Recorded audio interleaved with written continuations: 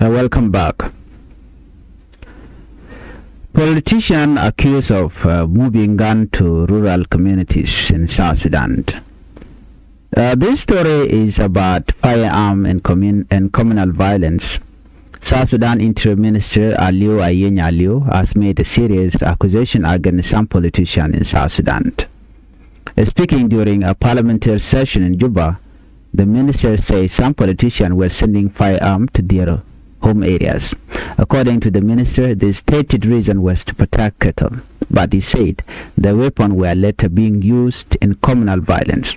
This is a serious allegation, and it is important to make clear that these are allegations made by the interim minister.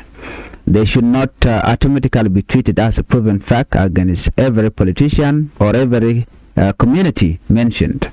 However, the statement has raised an important national issues.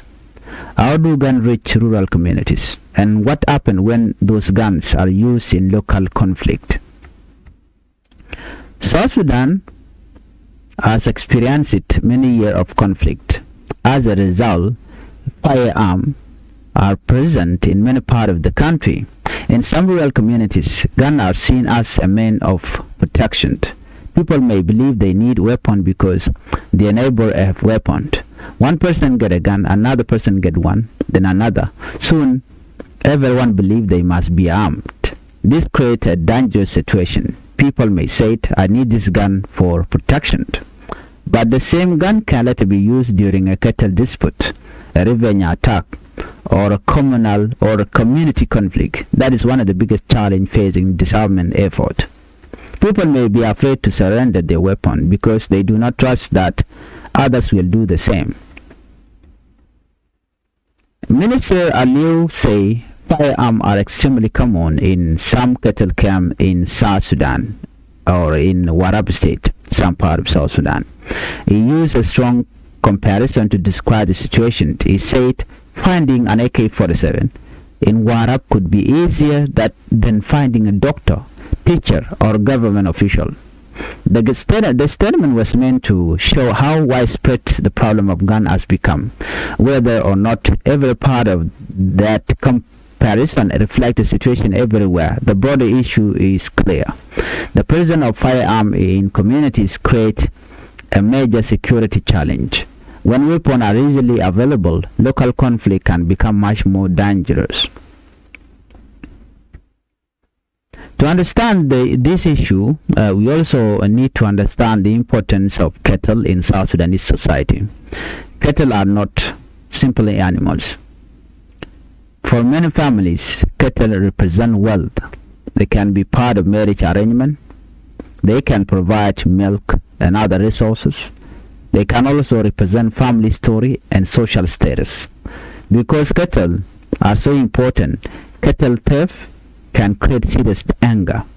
If cattle are stolen, the affected community may demand their return.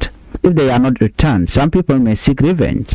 And when guns are available, revenge can become deadly. This is one reason cattle-related conflict has remained such a difficult issue in South Sudan. The interim minister also connected the availability of firearms to delay salaries. He argued that long delay in paying government workers and members of the organized force can create economic pressure.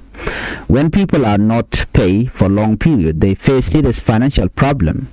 The minister suggested that some people may return to the sale or movement of firearms as a way to survive. This claim also needs to be treated as an allegation from the minister.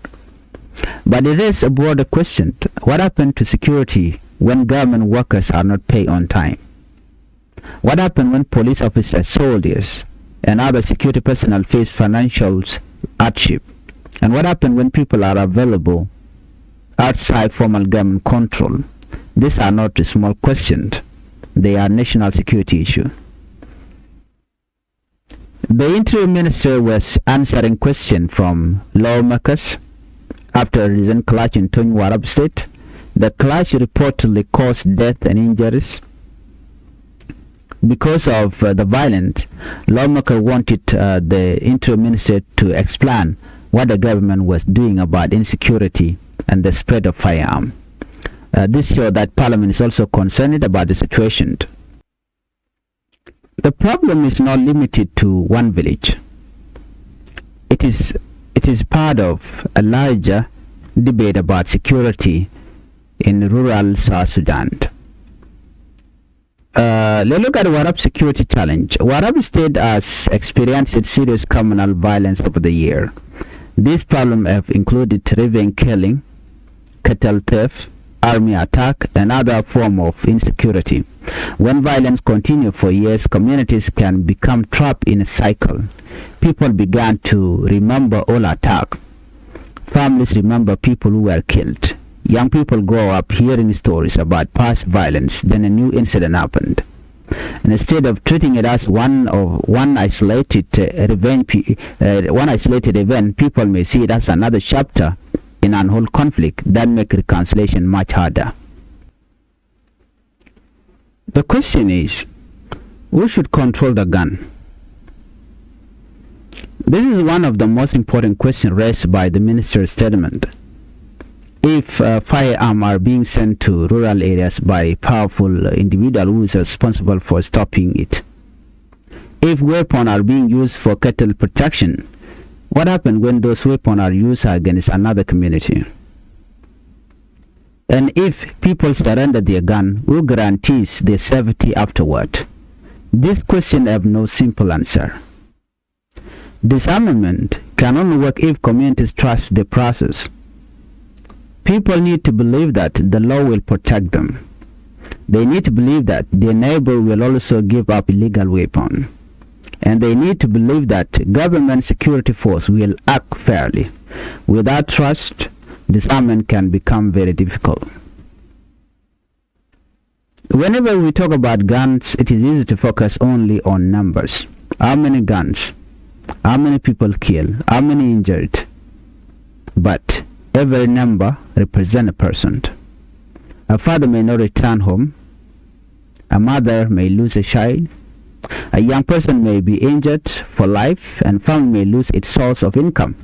A community may be displaced, and after the violence, people still have to live with each other. That is why preventing violence is better than simply responding after people have died. So what can be done? There's no single solution.